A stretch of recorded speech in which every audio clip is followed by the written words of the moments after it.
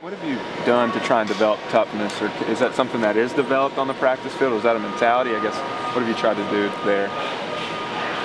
Well, toughness comes with technique. I mean, if I'm higher than you are all the time and I'm getting my butt kicked, the only time I can be tough is whenever I'm trying to fight you off the top of me. So we're trying to get our technique, we're trying to play fast, we're trying to get step 2 on the ground. Along with that, we're trying to become powerful, and obviously we have to play faster to become powerful. And so that's what we're trying to do. We're trying to get 2 on the ground, and we're trying to explode.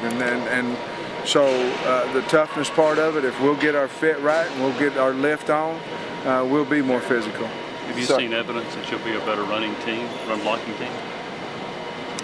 Well, we've had a few good runs, and they've had a few good stops. That's the goal of the spring, to become more physical and run the ball better, and I certainly think we will. Without having Dallas inside, and what a great move that's been, eventually you'll get Fulton back.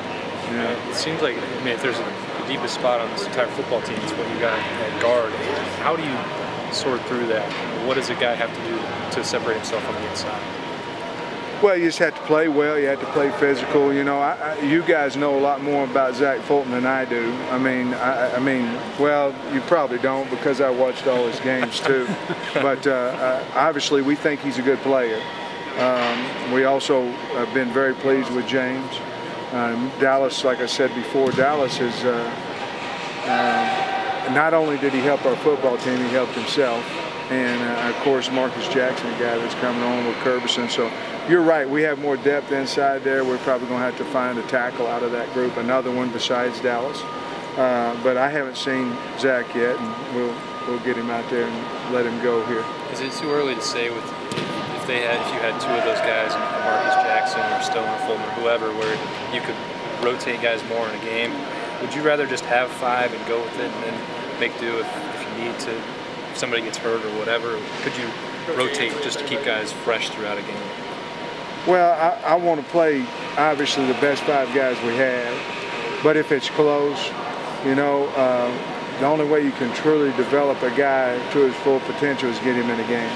So if it's close, we'll put him in there, but obviously continuity is number 1. Do you want players to have the ability to play both guard and tackle, or do you want to focus on one position and have them excel at that one spot?